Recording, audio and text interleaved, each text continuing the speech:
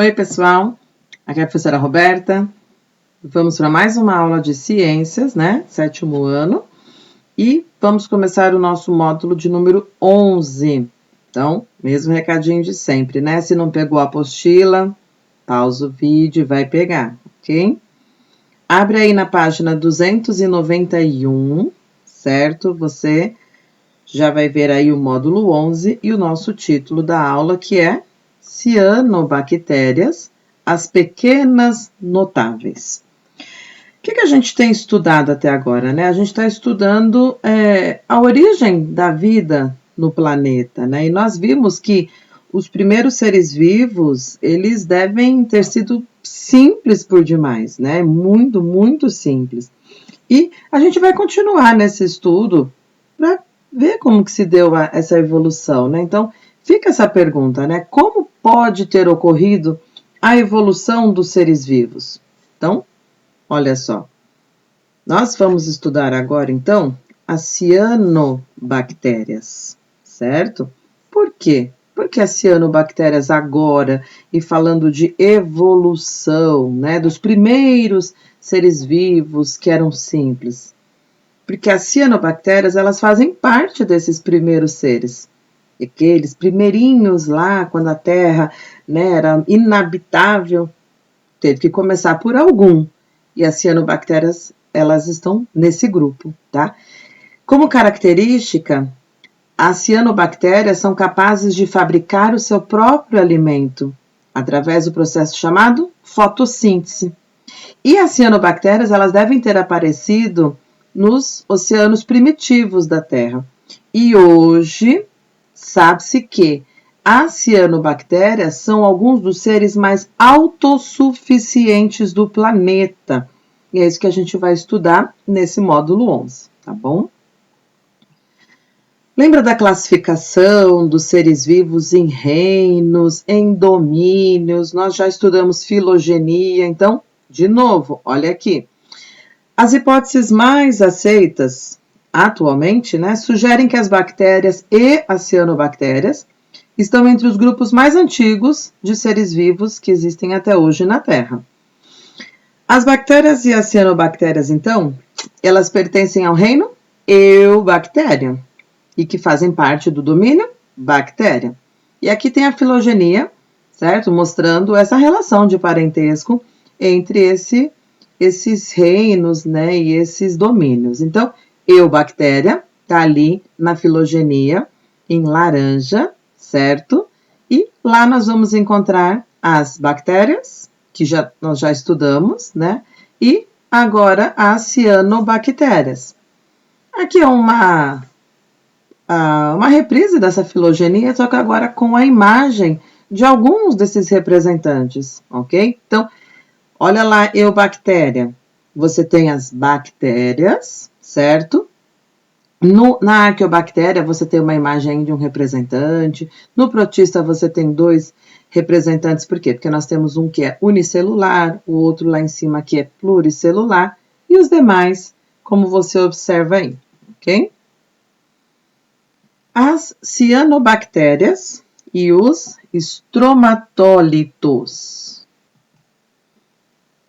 O que será, né? Esse nome, estromatólito. Complicado, né? Então, vamos lá. Com relação ao aparecimento dos primeiros seres vivos, a ciência, ela precisa de algum tipo de prova, né? E aí a gente fala no nome evidência. Então, evidências científicas atuais sugerem que a superfície da Terra era simplesmente inabitável. Nós já vimos isso, né? Como a água era um ambiente que fornecia condições para a sobrevivência de organismos primitivos, nele devem ter surgido os primeiros seres vivos. E aí nós precisamos de evidências, né? Então, em certos locais, hoje, ok, 2020, onde as águas do mar são muito salgadas, e aí temos como exemplo o litoral da Baixa Califórnia, no México, temos também no litoral do noroeste da Austrália e na Lagoa Salgada, no Rio Grande do Norte, no Brasil. Existem colônias de cianobactérias que formam estruturas rochosas. E essas estruturas rochosas é o que a gente chama de estromatólito. Tá? Então, existe alguma coisa hoje que é uma evidência de que realmente esses seres foram os primeiros a habitar a Terra. Quem descobriu isso? Os paleontólogos. Né? Paleontólogos são cientistas que estudam fósseis. E eles descobriram rochas muito antigas. Essas rochas, eles calculam aí com alguns bilhões de anos de idade. Essas rochas são bastante semelhantes aos estromatólitos produzidos pelas cianobactérias atualmente. E aí, por causa dessa semelhança, eles acreditam que essas rochas antigas tenham sido formadas pela ação de micro-organismos simples, similares às cianobactérias que a gente tem hoje. Em função do estudo dessas rochas, os cientistas estimam que a vida tenha surgido no planeta cerca de 3,8 bilhões de anos atrás. Então, vamos ver quem são esses estromatólitos? Olha só, aqui é uma imagem, certo? De estromatólitos lá no noroeste da Austrália. E nós chamamos esses representantes agora como fósseis vivos. Tá? Por quê? Porque o seu processo de formação continua atualmente, formando aí, olha só, o que se parece com um colchão de pedra. Lembra desse nome, tá? Então, esses estromatólitos aí formam um colchão de pedra. Na imagem B, você vê uma ampliação, certo? De um dos pedaços dessa rocha, mostrando detalhes das camadas dos seres vivos formados pelas cianobactérias. A camada viva de um estromatólito é a mais superficial, a que está lá em cima, certo? E a ampliação C, que está ali de coloração verde, mostra as cianobactérias em filamentos microscópicos. Então, são seres bem pequenininhos sendo mostrados aí. Tá? E eles estão inseridos em uma dessas camadas, sempre nas camadas mais superficiais para estar vivos, ok? Caso estejam mais para baixo, é claro que são os fósseis que realmente já não têm vida alguma, ok? Olha, mais uma característica interessante das cianobactérias, né? Elas são chamadas de seres vivos autótrofos. Então, você tem aí, as cianobactérias são autótrofas. O que significa isso? Produzem o seu próprio alimento utilizando a luz do sol. E nós falamos que esse processo se chama fotossíntese. Então, é um termo que você vai precisar agora memorizar, tá bom? E ter confiança quando for responder, tá? Autótrofo é todo aquele ser vivo que faz fotossíntese. Ele produz o seu próprio alimento utilizando a energia da luz do sol. E, mais uma informaçãozinha, atualmente são encontradas cianobactérias em diversos ambientes, tá? Nos ambientes aquáticos, nos ambientes terrestres úmidos, nós encontramos cianobactérias. Primeira atividade, que vocês vão parar o vídeo, resolver, tá bom? Mas vamos às explicações. Caracterize as cianobactérias quanto ao seu modo de conseguir alimento. Eu vou usar um termo, então. Tá? Lembra lá quando nós classificamos os seres vivos em reinos, que nós utilizamos critérios? Então, agora é para você usar esse nome do critério. Não precisa escrever muita coisa. Você vai colocar uma palavrinha. Qual é o critério? Critério é o modo de alimento? Beleza. Então, como que eu classifico? Tá? Então, dando uma ajudinha e lembrando vocês um pouquinho, ou o ser vivo é heterótrofo ou o ser vivo é autótrofo. Você vai completar com um desses termos, ok? Quanto ao número de células que possuem, volta lá naquela tabelinha de módulos anteriores. Ou o ser vivo tem uma classificação de acordo com o número que tem, ou ele é de outra classificação. Coloca o nome. Disposição do seu material genético na célula.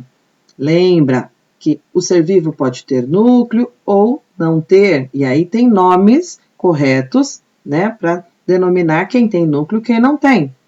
Quanto ao tipo do ambiente em que esses seres vivem, como que as cianobactérias são classificadas, e a forma como interagem com outras cianobactérias da mesma espécie, tá bom? Preenche aí essa atividade, depois dá sequência no vídeo. No começo da aula, falei sobre autossuficiência, né? As bactérias são os seres mais autossuficientes que existem. E o que é isso? O que é uma coisa autossuficiente, né? Então, é um ser que consegue sobreviver sem precisar da ajuda de ninguém. Ela é autossuficiente, ela consegue sobreviver, ela se vira para viver, tá? Então, olha só. Elas são os seres vivos mais autossuficientes do planeta. Lembra disso, mas você vai precisar agora justificar, certo? Então vamos aos motivos. Elas são autótrafas, vocês já viram essa mesma imagem no slide anterior, então quer dizer que isso é extremamente importante. Fabricar o seu próprio alimento a partir do processo da fotossíntese é um dos principais motivos que faz ela ser autossuficiente. Olha outro motivo. Precisam para sobreviver de pouca coisa. Elas precisam de luz solar, gás carbônico e água. Esses são os 3 itens necessários para a fotossíntese. E elas precisam, olha só, de gás nitrogênio e sais minerais, mas poucos, não precisam de tantos sais minerais. Então, as exigências para sobrevivência são mínimas e de fácil alcance, fácil obter esses elementos, né?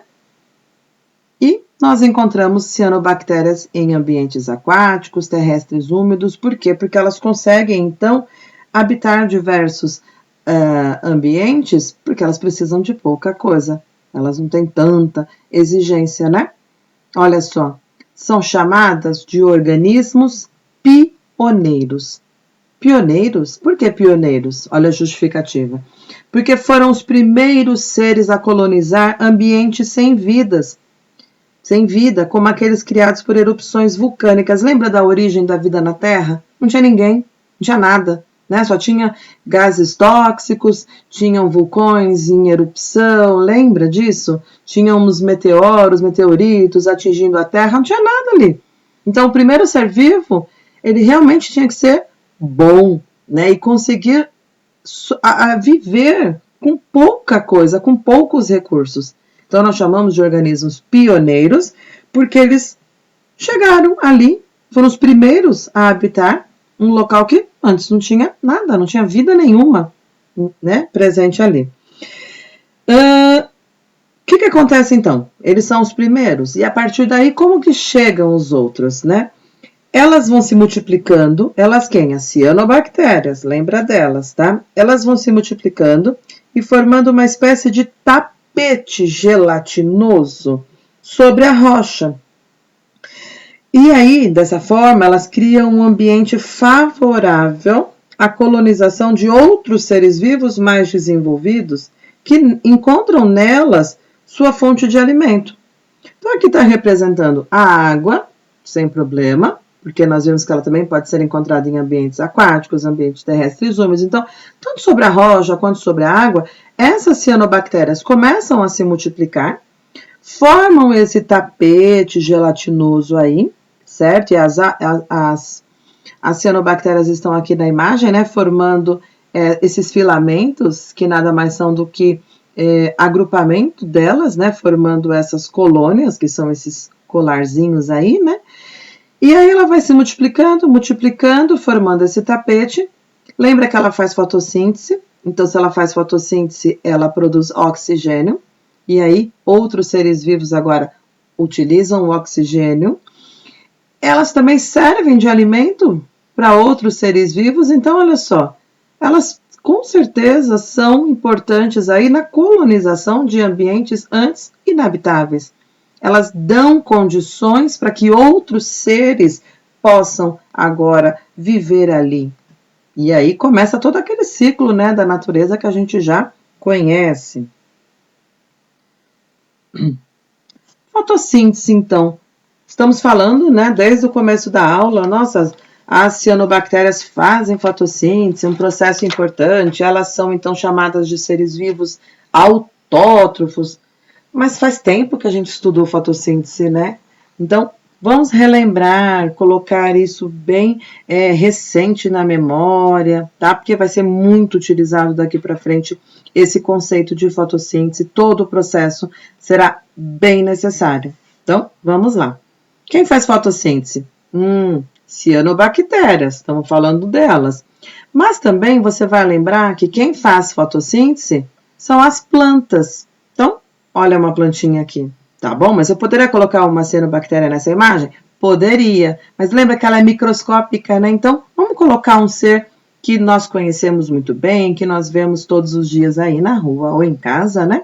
Então, nós temos aí algumas coisas que essas plantas utilizam e outras que elas liberam. Esse é o processo da fotossíntese. O que ela vai precisar?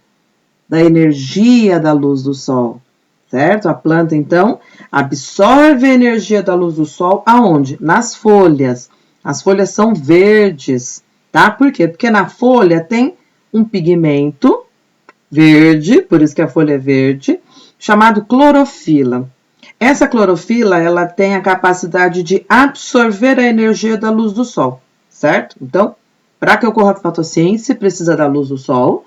Por quê? Porque a planta vai pegar a energia da luz do sol e vai absorver, guardar dentro da folha. Quem pega? A molécula de clorofila, que é o pigmento que dá cor verde a essa planta, certo? Só precisa de luz solar? Não. Precisa do gás carbônico que está no ar, um dos ingredientes aí fundamentais. Então, já temos 2 ingredientes: energia da luz do sol, gás carbônico. Onde ele é absorvido? Nas folhas também. Nas folhas é que vai ocorrer o processo da fotossíntese. Precisa de mais alguma coisa? Sim, precisa de água. Então, para que a fotossíntese ocorra, a planta ou a cianobactéria precisa dessas 3 coisas: energia da luz do sol, gás carbônico e água. Tudo isso vai lá para a folha, onde tem o pigmento da clorofila, e lá vai ocorrer fotossíntese. Vamos para o resultado agora? Pegou todos os ingredientes, vai fazer a reação química. O que vai ser liberado agora? Olha, gás oxigênio. Nós, né, animais, utilizamos o oxigênio para respirar. O oxigênio vem das plantas, o oxigênio vem das algas e vem das cianobactérias. Ok? Elas liberam o oxigênio quando fazem fotossíntese. Só isso? Planta pega essas 3 coisas só para poder dar oxigênio para todos os seres, inclusive para elas, porque as plantas também respiram? Tem mais uma coisa muito importante. E esse é o objetivo principal da fotossíntese. A planta fabrica glicose. Glicose é açúcar, tá? Açúcar é energia para a própria planta. Então, ela vai utilizar agora para ela poder crescer, para ela poder viver, tá? A glicose é alimento para ela. Então, quando a gente fala que um ser vivo é autótrofo, porque ele produz o seu próprio alimento, é porque ele consegue, através de reações químicas, produzir a sua própria energia, a sua própria fonte de energia, que é o açúcar, tá? Então, esse é o processo da fotossíntese. E aqui fica o resuminho, né? Fotossíntese, que em grego quer dizer construção na presença de luz, é o termo usado, então, para indicar a produção de alimento, glicose, nas células, na presença da energia luminosa do sol. Glicose, em grego quer dizer doce. Então, é um tipo de açúcar muito utilizado pelas células na obtenção de energia. E eu falei da clorofila, olha só, em grego quer dizer folha verde, e é o pigmento de cor verde que é responsável por absorver a energia luminosa, certo?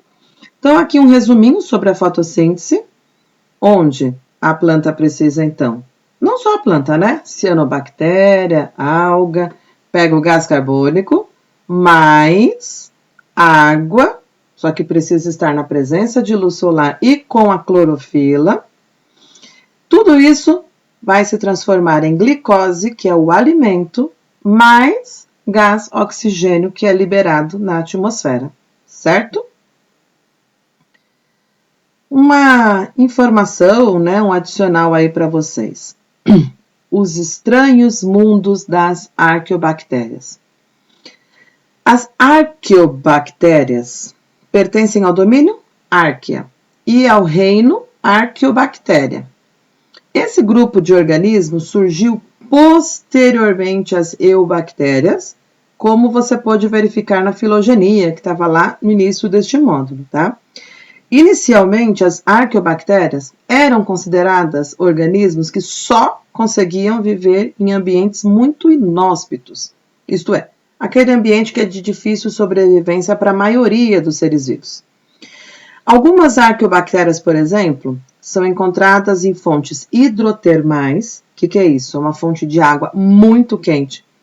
Elas também são encontradas em lagos salgados e em locais sem gás oxigênio, que é necessário para a grande maioria dos seres vivos. Há outras que produzem gás metano em aterros sanitários. Não sei se você lembra lá do conteúdo dos lixões, né?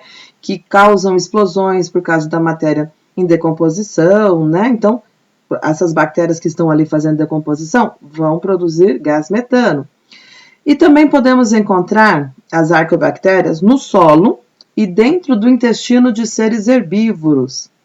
Nesses intestinos, essas arqueobactérias podem viver em comensalismo com os herbívoros ou mesmo em mutualismo com outros micro-organismos, tá? Então, só relembrando mesmo quem são essas arqueobactérias, ok? E na filogenia, elas estão próximas, né, das eubactérias, tá bom? Mais uma atividade para vocês realizarem. Pausa o vídeo depois da explicação, resolve, tá? Então, as cianobactérias podem fornecer nutrientes para as plantas de ambiente aquático? Sim ou não? E justifica. 2. As cianobactérias podem sobreviver em diferentes tipos de ambientes. Essa é uma afirmação, certo? Agora, olha só. Será que poderíamos encontrar esses organismos vivendo em cavernas profundas? Você vai dizer que sim ou você vai dizer que não? Mas é claro, olha, você tem que explicar, tá bom? Não adianta só colocar qualquer coisa. Justifique, pensa aí, né? Raciocina bem. Sobre o processo da fotossíntese, então, qual é o gás utilizado? Qual é o gás produzido? De onde vem a energia para o seu desenvolvimento? Esse é simples, né? Volta lá em fotossíntese e dá uma olhadinha em quem entra, quem sai, ok? Chegamos finalmente, então, no final dessa aula, né? Porque quando começam os testes, você já sabe que essa aula está encerrando. Então, 2 testes aí para você pensar, responder, tá bom? E virando a página da sua apostila, você vai fazer também a tarefinha de casa, certo? Olha, uma tarefa de casa bem trabalhosa, viu? Uma tarefinha de casa aí que vocês vão estudar mesmo para poder resolvê-la. Então, eu fiz aqui um slidezinho bem simples para explicar um pouquinho dessa tarefa de casa para vocês, porque alguns podem não lembrar como que se faz o que a gente chama de mapa conceitual, tá? Então, primeira tarefinha de casa, exercício número 1, é para preencher o mapa conceitual. Só que lembra que para preencher um mapa conceitual, precisamos de elementos de ligação, lembra? Precisamos de palavras-chave e setas, né? Então, aqui tem um exemplo de possíveis respostas, tá? Eu tenho setas aí, olha, em direções contrárias, mostrando que eu posso fazer diferente do meu colega, sim. Mas o elemento de ligação tem que dar o sentido correto. Olha a primeira opção aí. Cianobactérias pertencem ao reino Eubactéria. Então, a leitura é feita no sentido da seta, ok? Se na frase de baixo a seta está ao contrário, eu vou ler no sentido da seta, ó. Reino Eubactéria possui como integrantes as cianobactérias. Então, leia com atenção, resolve seu mapa conceitual. Você está vendo aí que ele não tem setas, ela só tem uma, mostrando uma possibilidade, mas as outras você vai dar o sentido correto. E lembra de colocar o elemento de ligação no sentido correto da seta que você colocou, tá bom? Segundo exercício da tarefa de casa, uma cruzadinha, certo? Mas uma cruzadinha que vai dar um trabalhinho bom para vocês fazerem, tá? Já adiantando para vocês, essa tabelinha, ela tem um errinho, tá bom? Acontece, né? Ó, esse quadradinho, ele está a mais. Então, pode tirar esse quadradinho do início aí, quando você já vai começar a resolver o exercício, já tira ele, tá bom? E agora, você percebe que eu preciso completar esse texto com palavras que eu vou utilizar no diagrama aqui, né, na cruzadinha. Só que aonde eu coloco ela? Tá me mostrando ali um espaço em branco, 14. O que é 14? Isso significa que a palavra que eu preciso preencher tem 14 letras, certo? Depois, são formados por outra palavra de 14 letras. Olha a terceira palavra, também 14 letras. Então, só que você continuando a ler aí, ó, você vê que tem palavras com 18, palavras com 8, com 16. Então, antes de começar a fazer o exercício, conselho, tá bom? Vai lá na cruzadinha e começa a contar, olha, quantas letras tem cada espaço disponível aí, porque aí você consegue organizar o local onde elas vão ser colocadas, tá? Claro que 14 vai repetir, você vai continuar aí, vai numerar, vai contar, tá bom? Mas para facilitar o seu trabalho, para não ficar depois começando a encaixar e ver que não dá, faltou letra, sobrou letra, tá bom? Faz isso primeiro, depois resolve o seu exercício, tá bom? Todas as respostas estão na apostila, tá bom? São sempre palavras de destaque no texto, ou nas próprias legendas você vai encontrar palavras que vão ser preenchidas aqui. Então, vasculhe aí sua apostila, tá? Estão todas no módulo 11 mesmo, mas tem que ler com atenção, tem que rever todo esse conteúdo, ok? Na próxima aula a gente vai fazer a correção na nossa aula online, ok? Então, até a próxima, pessoal. Bom estudo!